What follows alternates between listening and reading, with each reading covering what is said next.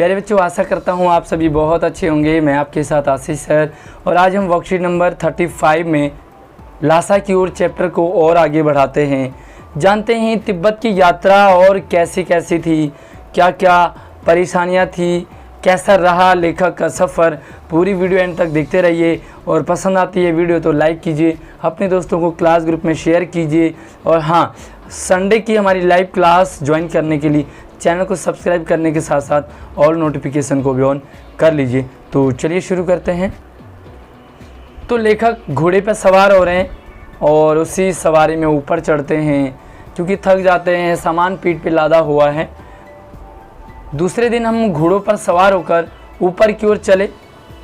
अब इन्होंने घोड़े की सवारी करनी शुरू कर दी, क्योंकि जो रास्ता है ना वो बड़ा डिफ़िकल्ट है, टफ़ है, और साथ में चोर वगैरह भी हैं और सामान भी है। तो सोचा घोड़ों की सवारी कर ली जाए। डांडे से पहले एक चाय पी, तो डांडा ऊपर पहुंचना चाह रहे हैं, पहुंच रहे हैं, तो उन्होंने वहां पर क्या करी, चाय पी, ताकि कुछ एनर्जी मिले। हालांकि घोड़े को पिलानी चाहिए थी चाय, है ना, वजन तो घोड़े के ऊपर है, ये तो मौज कर रहे हैं। चलिए, और दोपहर के वक्त डांडे के ऊपर जा पहुँचे। दोपहर का टाइम था, घोड़े पे चढ़ते चढ़ते चाय पीते पीते ऊपर डांडे पहुंच गए। अब हम समुद्र तल से 17-18 हज़ार फीट ऊंचे खड़े थे। जो समुद्र तल था उससे ये 17-18 हज़ार फीट ऊपर थे, हाइट में थे। हमारी दक्षिण तरफ पूरब से पश्चिम की ओर हिमालय के हजारों श्वेत शिखर चले थे, जो हमारे दक्षिण साइड में है, पूरब से पश्चिम की तरफ और इनके दक्षिण की तरफ हिमालय के बहुत सारे हिमालय पर्वत थे, छोटे बड़े बड़े बड़े, जहाँ पर कि बर्फ़ गिरा रहता आमतौर पर। लेकिन भीटे की ओर दिखने वाले पहाड़ बिल्कुल नंगे थे, और दूसरी तरफ जो पहाड़ है ना वो बिल्कुल नंगे थे। नंगे का मतलब उन्होंने कपड़े नहीं पहने थे, नहीं, यहाँ पर नंगे का मतलब है उनके ऊपर कोई बर्फ़ नहीं था। अगर पहाड़ों में बर्फ़ ना हो तो उन्हें एक तरह से नंगा कहा जाता है। न वहाँ बर्फ़ थी न सफ़ेदी थी, ठीक है, इसलिए मतलब बिल्कुल क्लीन थे। न किसी तरह की हरियाली थी, हरियाली भी रहती तब भी हम मानते कि हाँ पहाड़ों ने कपड़े पहने हैं, लेकिन ऐसा कुछ नहीं था। उत्तर की तरफ बहुत कम बर्फ़ वाली चोटियाँ दिखाई पड़ती थी। लेखक जो है ऊपर चढ़ने के, जब वो हाइट में है तो उन्हें चारों तरफ का पूरा एक अच्छा नज़ारा दिखता है। क्या आपने कभी पहाड़ों की सैर करी है, पहाड़ों की यात्रा की है? तो मुझे अपना एक्सपीरियंस इस वीडियो को रोकने के बाद ज़रूर बताएं कमेंट में कि कैसा आपका पहाड़ों का एक्सपीरियंस रहा, और आपने अपना जो पहाड़ों का है ना वो सफ़र कहाँ किया। हमारे पहाड़ों में, हमारे उत्तराखंड में भी पहाड़ है, और जब आप ऊपर चोटी में जाते हैं ना तो वहाँ से आपको ऐसा लगता है जैसे पूरा जो है नज़ारा आपको दिखता है। सर्वोच्च शिखर स्थान, सर्वोच्च स्थान पर डांडे के देवता का स्थान था। और हमारे पहाड़ों में भी जो टॉप होते हैं ना, वहाँ पर छोटे छोटे मूर्तियाँ बनी होती है, मंदिर बने होते हैं, जहाँ पर कि हम लोगों की आस्था होती है कि यहाँ पर तीर्थ स्थान है या ये पवित्र स्थान है, यहाँ पर देवता रहते हैं। जो पत्थरों के ढेर, जानवरों के सींगों और रंग बिरंगे कपड़ों की झंडियों से सजाया गया था। कई जगह पत्थरों के ढेर होते हैं, एक आस्था जुड़ी है। कई जगह जानवरों के सींग होते हैं, वो भी आस्था से जुड़ा हुआ रहता है। और कई जगह रंग बिरंगे कपड़ों के झंडे भी लगे हुए हैं, तो इससे लगता है कि भाई हाँ आस्था जुड़ी हुई है, वहाँ पर मंदिर हैं, देवता हैं। अब हमें बराबर उतराई पर चलना था, क्योंकि टॉप पे चढ़ गए, अब नीचे उतरना। तो पहाड़ों का ऐसा ही सफ़र होता है, एक बार ऊपर चढ़ो फिर नीचे चढ़ो, फिर ऊपर चढ़ो फिर नीचे चढ़ो। तो ये सफ़र पहाड़ों का चलता है, क्योंकि ट्रॉली नहीं है वहाँ पर, ना ही कोई लिफ्ट वाला सिस्टम रहता है। चढ़ाई तो कुछ दूर थोड़ी मुश्किल थी, लेकिन उतराई बिल्कुल नहीं। तो लेखक को लग रहा है कि उतराई बड़ा आसान है। हालांकि उतराई और भी डिफ़िकल्ट होता है, क्योंकि अगर थोड़ा सा फिसल गए तो सीधा नीचे चले जाते हैं, लेकिन लेखक को लग रहा है उतराई आसान है।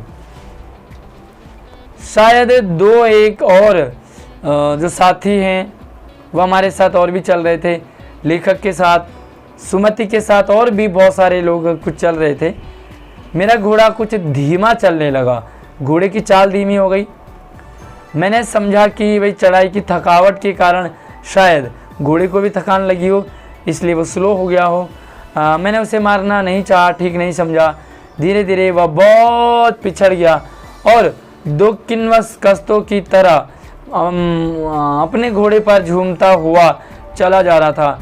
जान नहीं पड़ता था कि घोड़ा आगे जा रहा है या मैं पीछे, क्योंकि यहाँ पर घोड़ा भी थका हुआ है तो लेखक थोड़ा सा पिछड़ने लग गए हैं। तो चलिए कुछ प्रश्न देखते हैं। चलिए पहला सवाल है, दूसरे दिन लेखक कहाँ किस प्रकार पहुंचा और उसने वहां क्या किया। तो दूसरे दिन लेखक घोड़े पर सवार होकर के किस तरह पहुंचा, घोड़े पर सवार होकर कहाँ पहुंचा, ऊपर की ओर अर्थात डांडे की तरफ चल पड़े, वहाँ पहुँचे। और वहाँ क्या किया उन्होंने, वहाँ पहुँचकर उन्होंने चाय वगैरह पी। तो चाय पी होगी तो भाई बिस्किट नमकीन भी खाए ही होंगे, है ना। आप भी खाते होंगे चाय के साथ बिस्किट नमकीन। दूसरा सवाल है, लेखक और उसका साथी कहाँ खड़े थे, वहाँ का दृश्य कैसा था। तो दृश्य आपके लिए बहुत ही काफ़ी एक्सप्लेन किया लेखक ने दृश्य को, थोड़ा सा यहाँ पर लिखा मैंने। लेखक और उसका साथी बहुत ऊंचाई पर यानी कि डांडे पर खड़े थे। यह समुद्र तल से 17-18 हज़ार फीट ऊपर था। वहाँ का दृश्य, पहाड़ जो है वो बिल्कुल नंगे थे, ना ही वहाँ कोई बर्फ़ थी, ना ही किसी तरह से हरियाली थी, ना ही कोई सफ़ेदी थी। तो इस तरह से इसका आंसर आप लिख सकते हैं। अगला सवाल है, वहाँ के पहाड़ कैसे थे। तो पहाड़ कैसे थे, वहाँ के पहाड़ बिल्कुल नंगे थे, अर्थात वहाँ पहाड़ों पर बर्फ़ भी नहीं थी, ना ही कोई सफ़ेदी थी, ना ही कोई हरियाली थी। तो पहाड़ बिल्कुल साफ सुथरे थे। चलिए अगले सवाल देखते हैं। तो चलिए चौथा सवाल, पांचवा और छठा हमारे पास MCQ है, मल्टीपल चॉइस है। तो चौथा सवाल है, सर्वोच्च स्थान पर क्या था। डांडे के देवता का स्थान था, चीनी किला था, पहाड़ था या सुनसान जगह था। तो वे सर्वोच्च स्थान पर पहाड़ होते हैं, ये तो सबको पता है, लेकिन डांडे के देवता का स्थान था, इसका सही उत्तर है। अगला सवाल है, लेखक के घोड़े की क्या दशा थी। बहुत धीरे चल रहा था, धीरे धीरे, तेज चल रहा था, भाग रहा था या मर गया था। तो कौन सा ऑप्शन सही है, बिल्कुल अगर आपने इसका चैप्टर को अच्छे से समझा है तो पहला ऑप्शन इसका बिल्कुल करेक्ट है। अगला छठा सवाल, थकावट शब्द में मूल शब्द और प्रत्यय क्या है। तो अभी हमने पीछे ही मूल शब्द और प्रत्यय पढ़े हैं ना।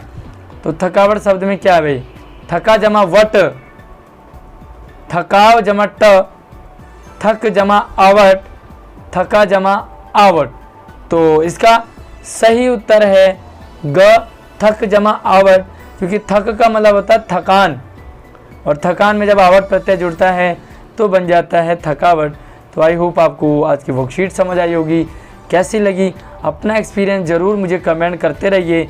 जो सवाल मैंने आपको इस वर्कशीट में पूछे थे उनको ज़रूर आप कमेंट करते रहिए, ताकि मुझे ये लगे कि आपको चैप्टर समझ आ रहा है अच्छे से, और कैसा लगता है आपको मेरा पढ़ाना।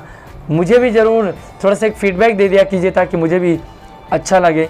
वीडियो को लाइक करने के साथ साथ शेयर कीजिए, और संडे को आप क्या पढ़ना चाहते हैं लाइव क्लास में मुझे कमेंट कीजिए, ताकि मैं उस टॉपिक की तैयारी आपके लिए अच्छे से करके आऊँ।